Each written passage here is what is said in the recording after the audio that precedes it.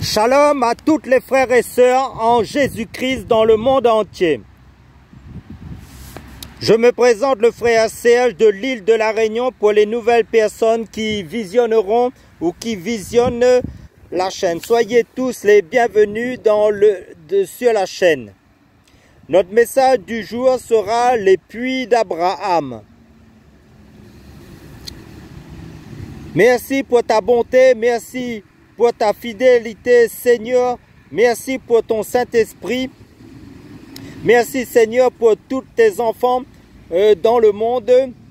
Nous prions pour tous ceux qui sont angoissés, qui sont attristés. Seigneur, nous prions pour les personnes démunies, celles et ceux qui sont victimes des catastrophes naturelles, victimes de la barbarie humaine. Seigneur, merci d'étendre ta main sur leur vie. Au nom de Yehoshua, notre Eloah, notre Maître, nous te prions. Amen. Shalom à tous dans le nom de notre Sauveur et Seigneur Yehoshua Mashiach. Voilà, shalom, shalom. À tous les défenseurs de la vérité, de la sainte doctrine. Nous allons parler les puits de notre Père dans la foi, les puits d'Abraham, les fontaines d'Abraham. Nous sommes dans le livre de la Genèse, chapitre 26. Prenons nos Bibles. À partir de Genèse, chapitre 26. La parole est bonne. Alléluia. Seigneur, que ton nom soit glorifié. Comme je l'ai dit, Genèse chapitre 26, à partir du verset 17. Isaac partit de là et campa dans la vallée de Guéra où il s'établit. Isaac creusa de nouveau les puits d'eau qu'on avait creusés du temps d'Abraham son père et qu'avaient comblé les Philistins après la mort d'Abraham. Comblé, c'est-à-dire bouché, qu'avaient bouché les Philistins après la mort d'Abraham. Et il leur donna les mêmes noms que son père leur avait donnés. Amen. Voilà, Isaac, le fils de la promesse. Alors, on va pendant quelques minutes parler de cette histoire. Et vous allez voir, frères et sœurs, vous rendre compte que cette histoire est vraiment d'actualité. Et nous vivons encore ces choses-là. On va d'abord,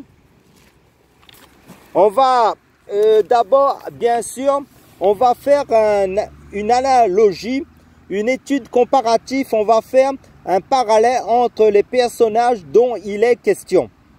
Dans ce passage, et notre Père céleste ainsi que les chrétiens d'aujourd'hui. Donc les chrétiens d'hier et d'aujourd'hui. On nous parle ici des puits d'Abraham. Abraham le Père, bien évidemment, donc Abraham représente premièrement le Père céleste, comprenez bien mon langage. Nous sommes dans une étude comparative imagée. Ici, Abraham aussi représente les pères dans la foi. J'entends par là les prophètes et les apôtres qui nous ont annoncé la parole. J'entends par là aussi Ésaïe, Jérémie, Osée, tous les prophètes qui ont écrit aussi des livres bibliques. Parce qu'ils nous ont transmis la parole du Seigneur. Voilà. Ils sont également comme nos pères dans la foi. Il y a les patriarches également. Isaac, Jacob, bien avant. Il y a aussi, avant eux, il y a Noah, c'est-à-dire Noah, le prophète de Yahweh, qui a annoncé la justice en son époque. En fait, le Père Abraham représente le Père céleste. Tous les prophètes et tous les apôtres, mes amis du Seigneur, et parlons des apôtres du Seigneur, il y a également l'apôtre Paul, en tant que Père qui nous ont transmis la parole du Seigneur bien avant. Abraham, en son temps, a creusé des puits. Alors nous avons identifié Abraham. On va maintenant identifier ces puits. Les puits, les fontaines représentent bien sûr la doctrine, l'eau, la parole, l'eau de la parole. Les pères nous ont transmis la parole du Seigneur. Nous ont légué des choses, nous ont transmis un héritage. Cet héritage, c'est la parole du Seigneur. Amen. Alléluia.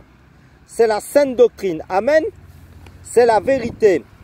Alléluia. Voyez cette vérité qui est représentée par les puits, par l'eau. Par exemple, Paul, dans Éphésiens chapitre 2, verset 20, dit que nous sommes, nous, l'Église, nous, les chrétiens, nous sommes édifiés sur le fondement des apôtres et des prophètes de Yehoshua. Et Yehoshua, Amashia, est la pierre angulaire, voilà.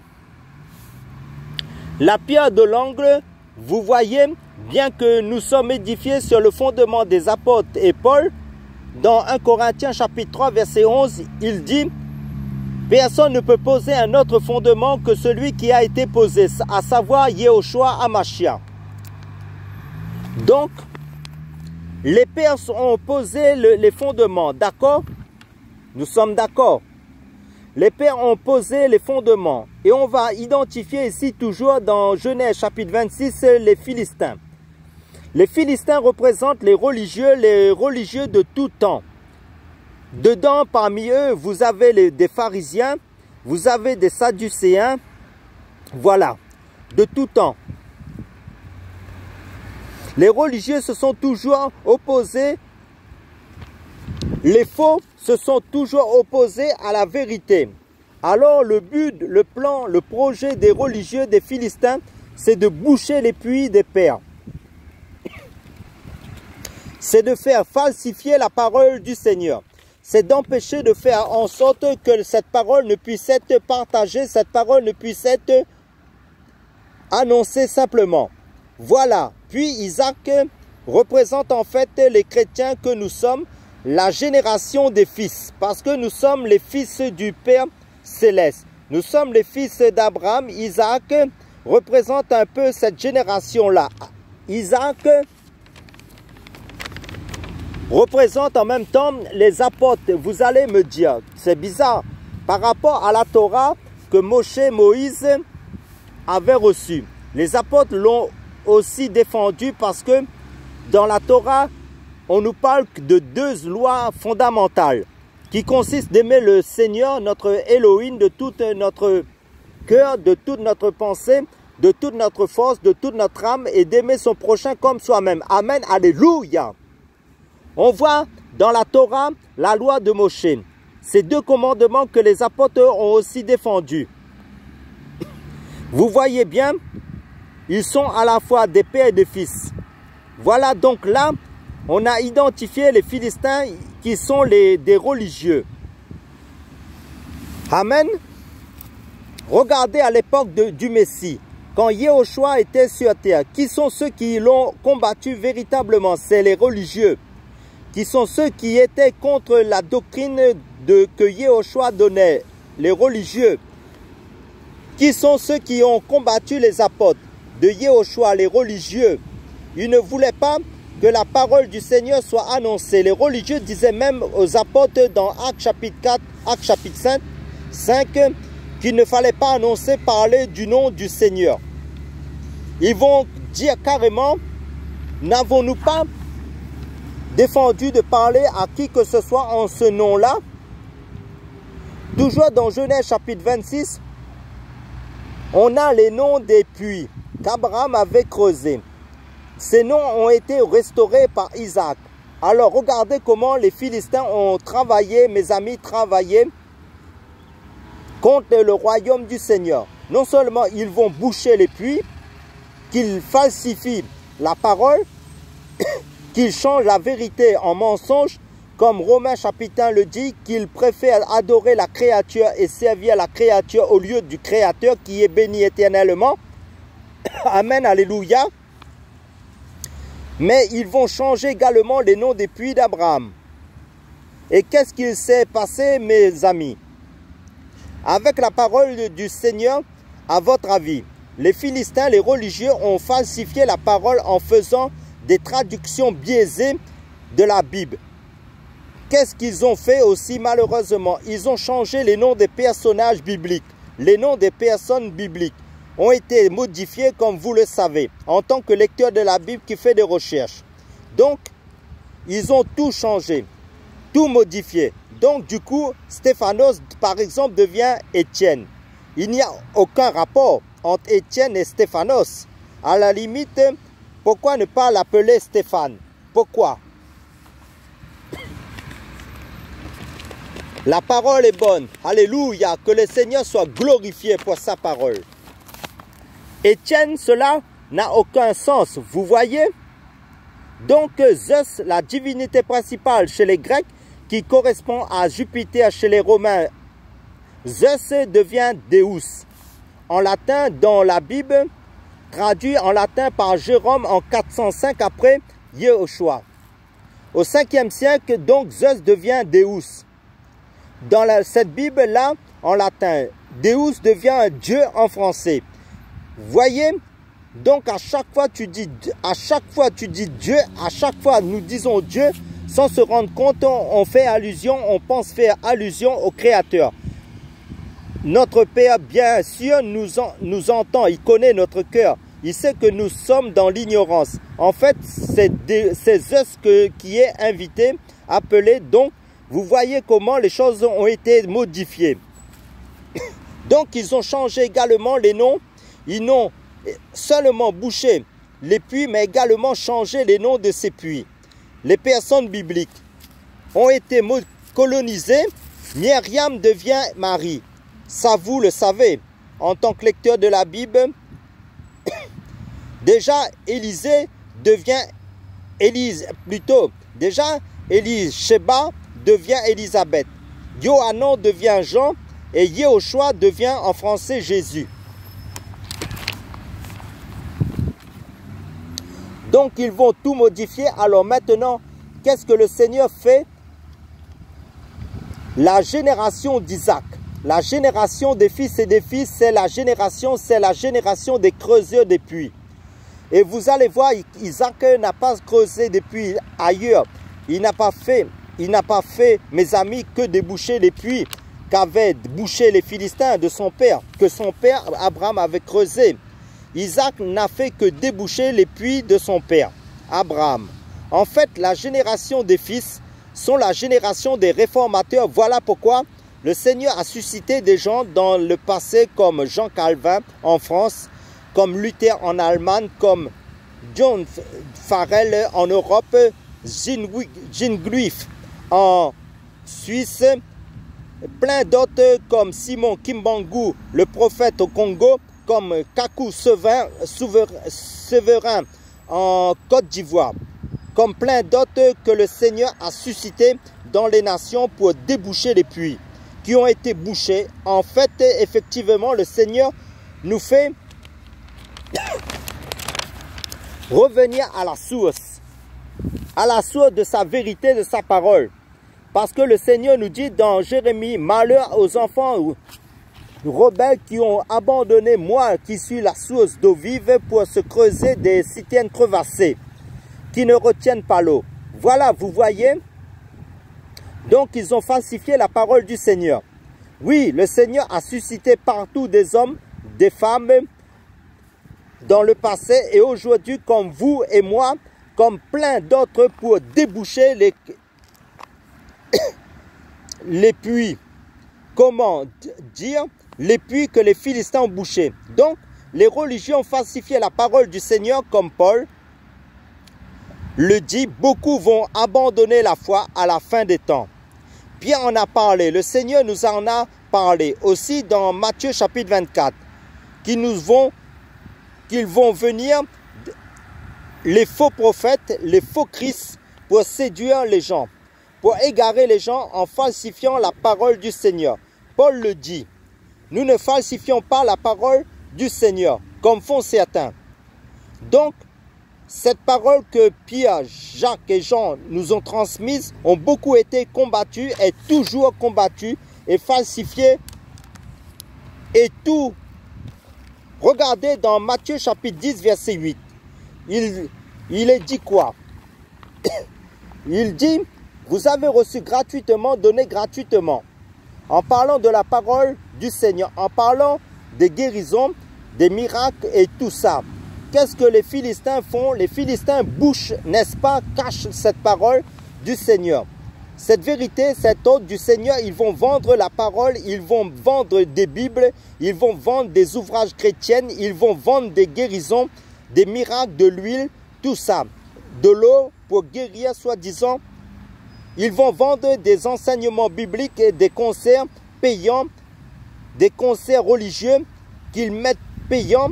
Ils vont vendre plein de choses se servant de la parole du Seigneur, mes amis, pour se faire de l'argent. Voyez la cupidité. Voyez alors que le Seigneur a dit clairement, donnez gratuitement et beaucoup n'en veulent pas. Voilà, ils n'en veulent pas. Comment vous voulez que l'évangélisation soit efficace? Si on commence à vendre, imaginez, vous avez un homme qui cherche une Bible, qui cherche à avoir une Bible. Il va dans une librairie chrétienne gérée par les chrétiens, soi-disant des prétendus chrétiens et des chrétiens. Le frère vient, il se convertit et il cherche une Bible. Il va dans cette librairie et il dit, bien, ben voilà, moi je suis au chômage, je n'ai rien, je n'ai même pas de quoi acheter à manger. Je voudrais avoir la parole de vie. Je voudrais avoir une Bible, voilà, pour pouvoir la lire, pour connaître mon Sauveur, comment il a fonctionné, comment il a travaillé sur terre, comment il m'aime, tout ça. Imaginez le libraire qui lui dit, écoute mon ami, tu n'as pas 5 euros, tu n'as pas 10 euros, tu n'as pas 40 euros et 120 euros pour une Bible avec une couverture en cuir, avec une Bible d'études, avec commentaires et tout, avec dictionnaire, avec une concordance, tout. Tu n'as pas 120 euros, ben non, tu ne peux pas avoir cette parole. Là, bon, celle de 120 euros, je ne peux pas l'avoir. Je n'ai pas les moyens et celle de 5 euros, tu ne peux pas me l'offrir, alors je n'ai même pas 1 euro. Eh bien, mon ami, tu n'as pas l'argent, tu ne peux pas rien avoir.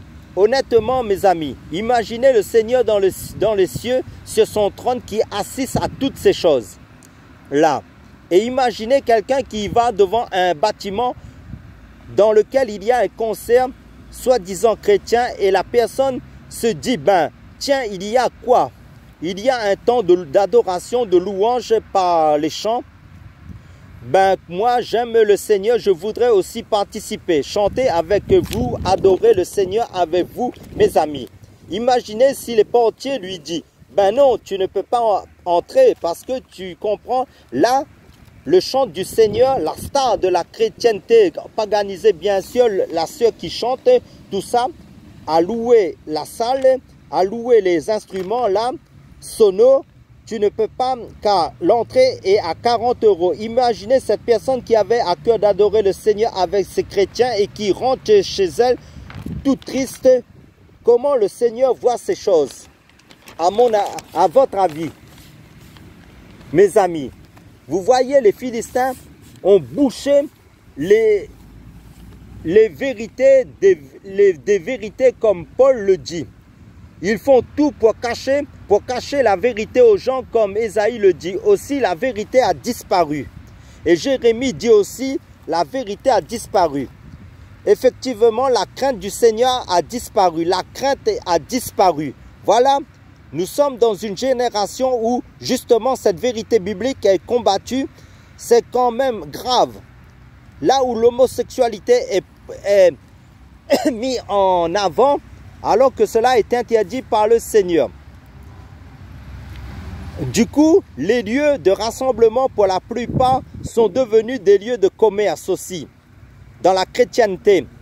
Le Seigneur avait fait un fouet pour chasser les vendeurs du temple, où les vendeurs avaient fait un lieu de commerce, où les vendeurs de pigeons, de bœufs, les changeurs de monnaie ont fait un lieu de commerce. Et le Seigneur avait fait un fouet pour les chasser. Aujourd'hui, la machine tourne à plein régime. À fond, le commerce, comme il faut. Voilà. Le Seigneur disait aux pharisiens, vous avez remplacé la parole par vos traditions. C'est exactement ce qui se passe aujourd'hui sous nos yeux. Il n'y a pas un seul verset dans la Bible du livre des Actes des Apôtres au livre d'Apocalypse chapitre 22. Il n'y a pas un verset qui dit il cotisait pour bâtir un bâtiment qu'on appelle faussement église. Il n'y a pas. D'où vient que des millions de chrétiens cotisent aujourd'hui pour construire leurs églises avec des briques, alors que l'église véritable est construite, bâtie avec des pierres vivantes. Vous voyez cette vérité-là cachée.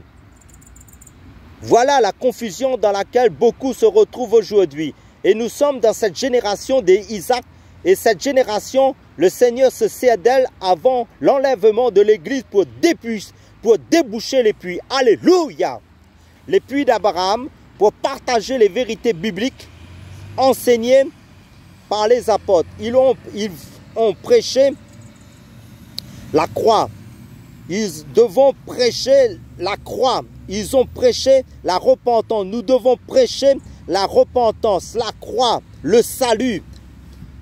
Les apôtres ont prêché de leur temps le salut. Nous devons prêcher le salut. Ils ont dénoncé le péché. Ils ont dénoncé l'impudicité, la fornication, l'homosexualité. Ils ont dénoncé la convoitise. Ils ont dénoncé la sorcellerie. Ils ont dénoncé, mes amis, le péché, le divorce, le remariage des chrétiens au nom de Yahushua. Voilà, il faut dénoncer ces choses-là. Ils ont prêché sur le ciel, sur le paradis, sur la nouvelle Jérusalem. Ils ont prêché sur la fin des temps. Ils ont prêché sur l'enlèvement de l'église. Les apôtres, nous devons faire de même. Ils ont prêché sur l'enfer en disant aux gens, s'ils meurent dans le péché, ils vont en enfer pour être jugés à la fin des temps du monde et pour être jetés dans les temps de feu. Oui, c'est écrit. Ce sont des vérités bibliques. Oui, nous devons prêcher cela. Ne pas caresser les gens dans le sens du poil de la chair. Parler des œuvres mortes de la chair aussi, dénoncer cela. Oui, c'est des vérités où ils ont prêché le salut. Ils ont prêché Yahushua par-dessus tout. Ils n'ont pas prêché leur maison, ils n'ont pas prêché leur femme, ils n'ont pas prêché la prospérité selon l'évangile terrestre. Ils ont prêché Yahushua HaMashiach. Ils ont dit qu'il n'y a de salut qu'en aucun autre. D'accord? Car sous le ciel, aucun autre nom, je dis bien, aucun autre nom. Voilà, Actes chapitre 4, verset 12. Aucun autre nom qui nous est donné grâce auquel nous pourrons être sauvés, si ce n'est par le nom de Yahushua HaMashiach, traduit en français par Jésus-Christ. Frères et sœurs, on doit véritablement dépoussiérer ces livres qu'on a couverts, cachés par les religieux pour que ces vérités atteignent beaucoup de gens. Voilà simplement. Ils ont dit la vérité. Ils ont dit le véritable berger c'est Yahushua. Le véritable pasteur c'est Yahushua. Ils nous ont présenté ces choses-là. Ils n'ont pas dit qu'un pasteur devait être à la tête d'une église locale, comme un prince, comme un roi. Non. Frères et sœurs, on ne voit pas cela. On n'a pas vu dans la Bible, mes amis, la femme d'un pasteur s'appelait première dame. Toutes ces choses-là, ce sont des inventions des Philistins, des religieux. On n'a pas vu un seul apôtre demandant aux chrétiens de fêter son anniversaire. On n'a pas vu cela. Pourquoi aujourd'hui les pasteurs demandent-ils aux chrétiens de fêter leurs anniversaires, moyennant quelques billets de banque? La cupidité dans les églises. Ils prêchent leur vente. Voyez tout cela. C'est la confusion. C'est le monde qui est rentré dans l'église. C'est pourquoi beaucoup de païens refusent l'évangile à cause de ces chrétiens religieux qui ont amené le monde dans l'église, les choses du monde. On doit nous véritablement, nous chrétiens, nous la génération Isaac, relever le défi, annoncer la vérité de Yahushua Mashiach, dénoncer le péché, dénoncer les œuvres mortes de la chair. Nous qui sommes de la génération d'Isaac, des fils et des filles d'Abraham, nous les fils et les filles du Seigneur, notre Père Céleste, nous devrions dire aux gens de revenir simplement aux vérités bibliques. C'est le retour à la parole, retour à la source, tout simplement. Voilà, que le nom du Seigneur soit béni. Le combat est réel, mon frère, ma soeur. Ce n'est pas du jeu. Le combat est vrai. Et c'est un combat contre les Philistins, les religieux. Parce que les Philistins ne veulent pas de la vérité. Les religieux refusent la vérité de la pure évangile. Voilà. Imaginez un puits où il y a de l'eau. Dedans, l'eau. Imaginez un instant ce puits où on l'a rempli de sable dedans, alors qu'il y a de l'eau en dessous. Eh bien, qu'est-ce qu'il faut faire? Alors il faut creuser, enlever tout ce sable, tout ce qui bouche le puits, pour arriver à l'eau dans ce puits, pour arriver au fond du puits, pour arriver à cette eau dans le puits. Ce qui signifie nous sommes la génération des creuseurs qui font un creusage, un creusement. Et le creusement, c'est quoi? C'est la méditation de la parole du Seigneur. Nous creusons, nous méditons la parole, frères et sœurs. Nous allons vérifier comme les chrétiens de Bérée, les chrétiens les Béréens. Dans les Actes chapitre 17, on prend Genèse, on prend la Bible, on médite la parole, on partage la parole de Genèse au livre d'Apocalypse. On va creuser, on va scruter la parole de fond en comble.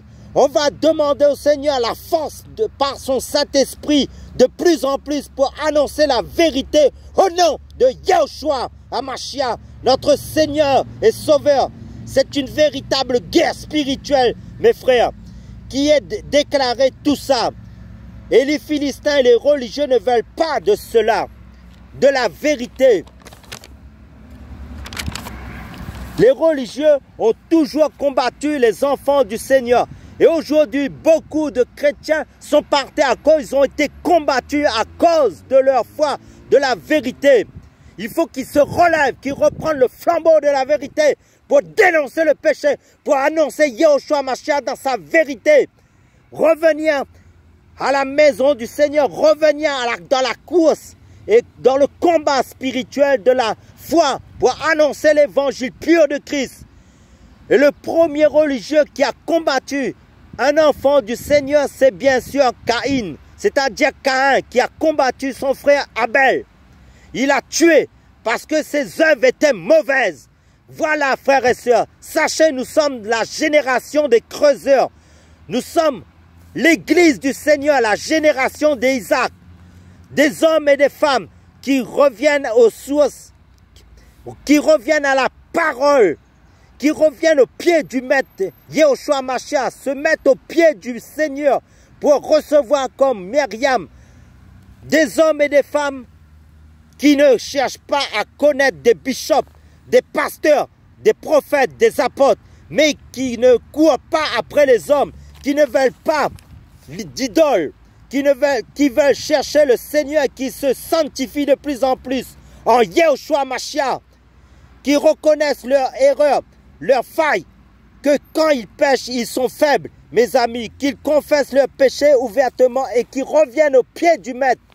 Que le nom de Yahushua HaMashiach soit béni.